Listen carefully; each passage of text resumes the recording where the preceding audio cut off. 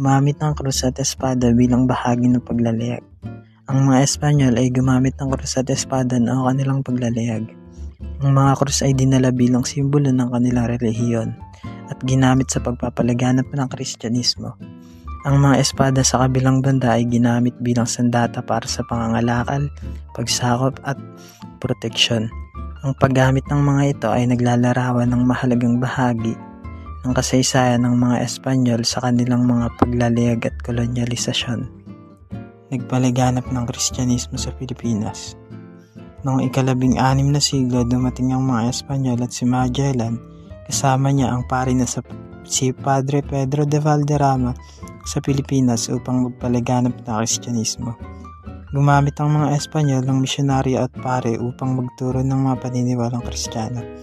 Nagtayo rin sila ng mga simbahan, nagdala ng mga banal na imahe at Biblia, at nagpatupad ng mga patakarang pangrelihiyon tulad ng pagsunod sa mga seremonya at paniniwalang Katoliko. Ang pagkalat ng Kristyanismo sa Pilipinas ay naging mahalagang bahagi ng kolonyal ng pamamahala ng Espanyol at patuloy na nagkakaroon ng malaking impluwensya sa kasalukuyan. Kristyanismo at imperialismo ang pinakalayunin ng bansang ito. Layunin ng mga Kastila na palaganapin ang Kristyanismo sa bansang Pilipinas dahil ang mga Pilipino ay tinatawag na pagano o walang kinikilalang Diyos.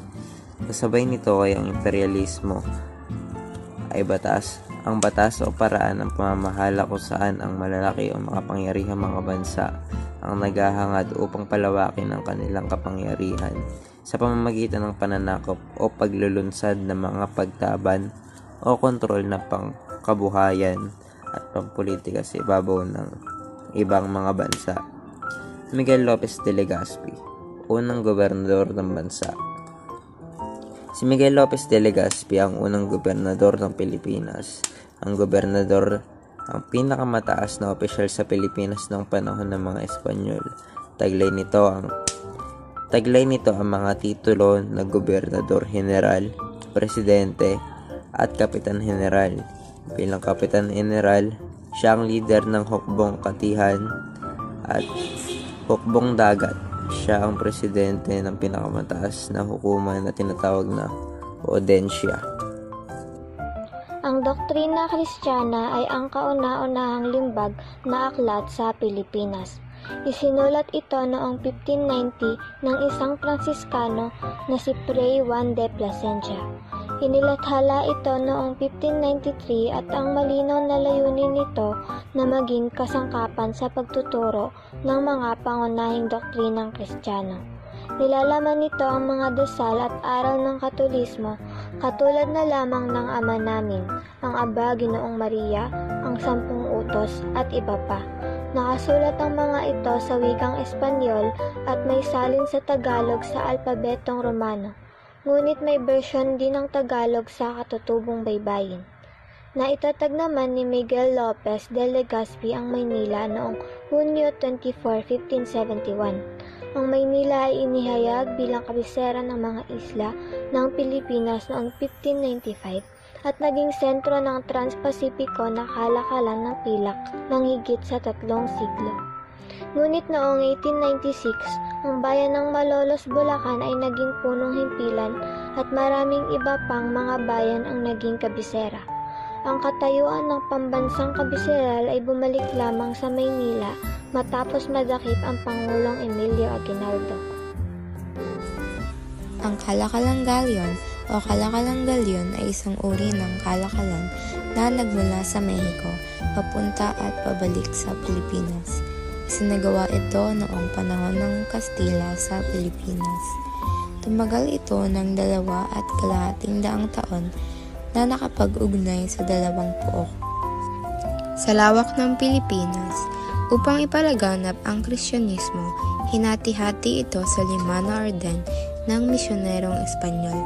Ito ang Agustino, Franciscano, Dominico, Jesuita at Recolecto.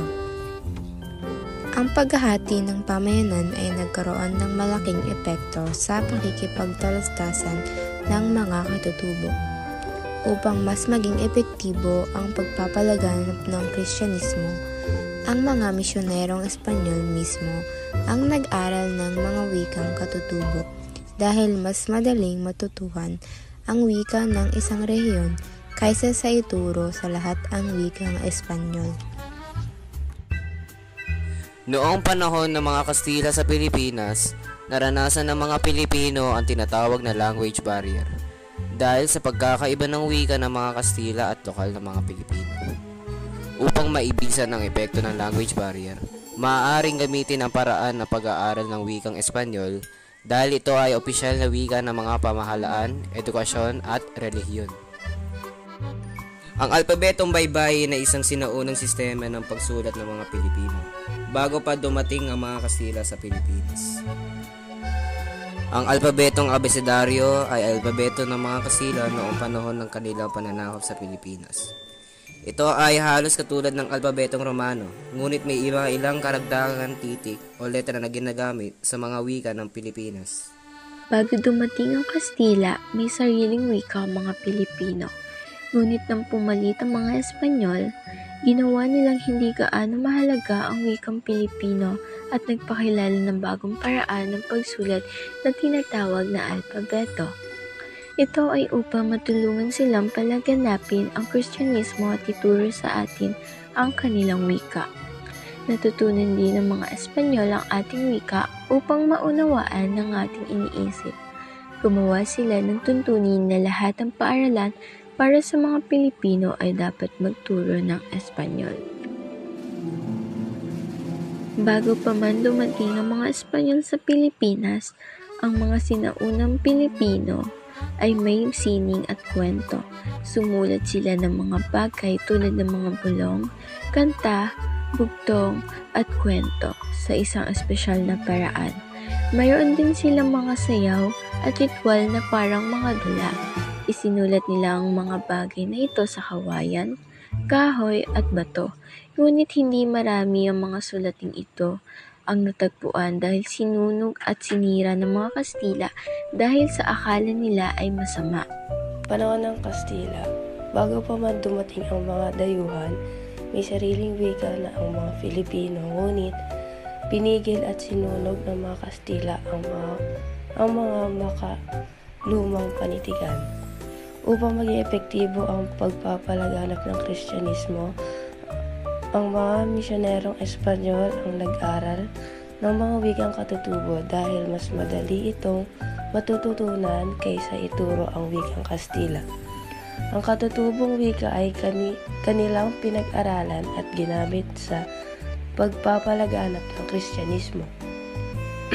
Misyonerong Espanyol, sila ay si Agustino, Franciscano, Dominico, Jesuita at Recoleto. Nagsulat ang mga prayle ng mga diksyonaryo, aklat panggramatika at katekismo para mas mapabilis ang pagkatuto nila ng katutubong wika.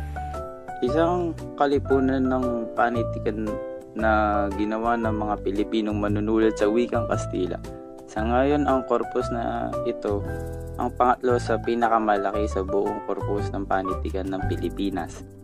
Ito ay bahagyang mas malaki kaysa sa panitikan ng mga Pilipinas ng mga wikang vernacular. Gayunpaman naman, dahil sa mga napakakaunting mga dagdag dito dahil sa nakalipas na ika-30 hinaasa na ang una ay malapit ng maabutan ang ranggo.